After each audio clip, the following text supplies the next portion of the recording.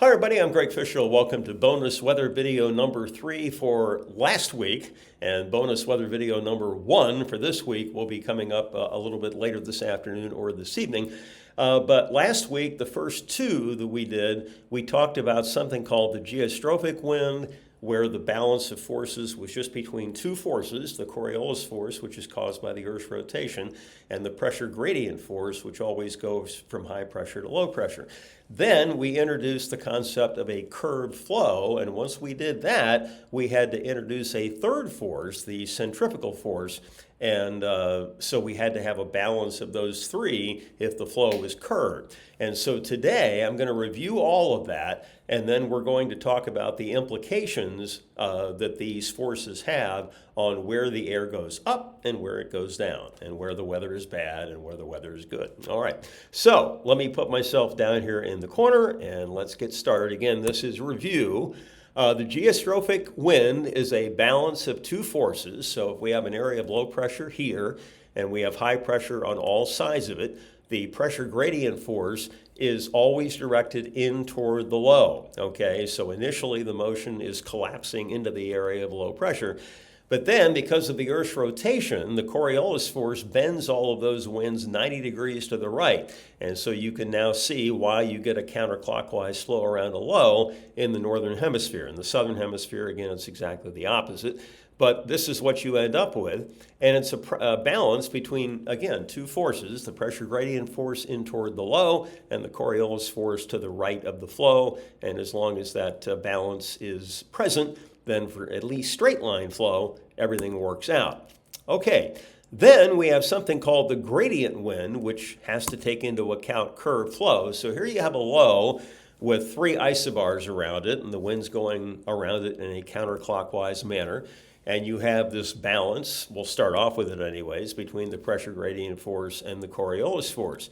However, now we have a force pulling the wind away from that circulation. Okay, and that's called the centrifugal force. Well, if we're going to continue to have balance between those now three forces, then the Coriolis force is going to have to decrease so that we can maintain that balance. Okay, now the Coriolis force is proportional to the wind speed, so if it goes down, then the wind speed goes down as well, and that has some implications that I'll talk about in just a little bit. Now we have an area of high pressure. Now the pressure gradient force is directed away from the high because it always goes from high to low pressure. And the Coriolis force is directed in toward the high, okay? But the centrifugal force is still located or is pushing away from the flow, okay? So now the pressure gradient force has to adjust and has to become a little bit less so that we can still have a balance of forces between the centrifugal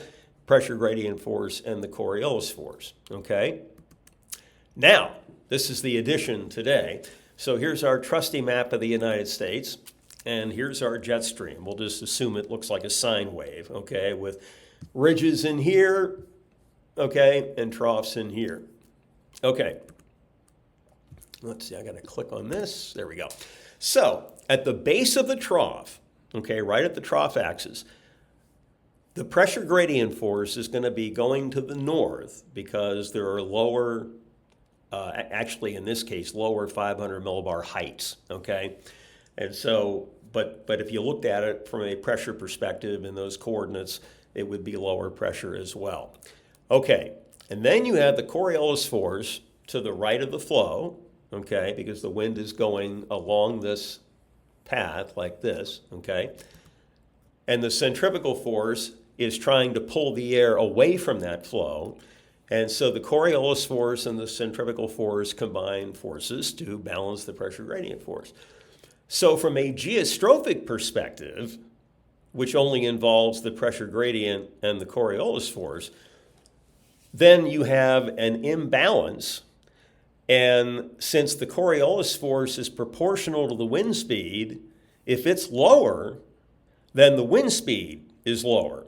Okay, and so what we end up with in the base of a trough is what we call a subgeostrophic wind.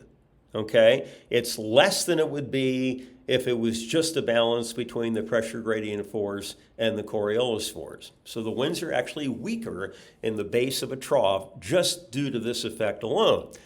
Then, at the apex of the ridge, the pressure gradient force, again, is directed north.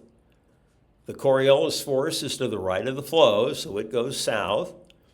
And the centripetal force, again, is away from the flow, trying to curve outward, and so it's pointing up.